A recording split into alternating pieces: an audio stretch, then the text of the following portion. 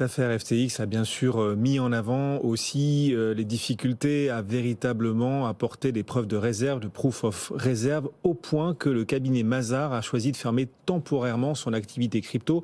C'est une question d'un certain Jacques. Comment devons-nous interpréter ce retrait de Mazars vis-à-vis de l'activité crypto, le refus par Mazars, au moins temporaire, d'auditer les exchanges, les plateformes d'exchange désormais? Pierre. Déjà, ce qu'on voit, c'est que les preuves de réserve permettent de connaître les actifs d'une société et donc de s'assurer que les sociétés ont bien les actifs de leurs clients. Ce qui est un bon premier point, mais c'est pas suffisant. Ce que disait Pauline intelligemment, c'est qu'on doit regarder les actifs d'une société, mais aussi ses dettes.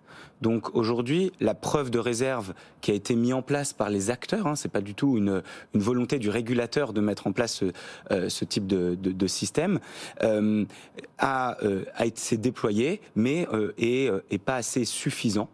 Et je suspecte que aujourd'hui, les grands cabinets d'audit manquent encore d'outils, de connaissances particulières pour suivre et être capable de suivre l'intégralité des mouvements des comptes de ces géants de la crypto-monnaie. C'est-à-dire qu'on a dessus qu'une vision partielle. Ils ne donnent à voir qu'une vision partielle de leur état financier. Qu'est-ce qui manque? Qu'est-ce que les cabinets d'audit, quels sont les éléments sur lesquels les cabinets d'audit n'ont aucun moyen de trouver une forme de visibilité à peu près acceptable?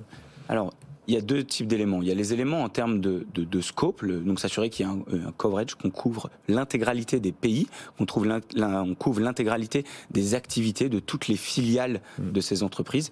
Et deuxième point, pour revenir, c'est la notion de dette, qui n'est absolument pas mentionnée dans ce type de rapport. Et donc, avoir des actifs, une société qu'on a, c'est génial. Par contre, si on est incapable d'évaluer et de connaître quelles sont ses dettes à côté, ça a beaucoup moins de sens d'un point de vue comptable pour leurs clients, pour le régulateur, et donc de façon générale pour le marché. Et donc trop complexe, dit Mazars, qui temporairement choisit de ne plus accompagner les clients crypto pour l'instant. Voilà.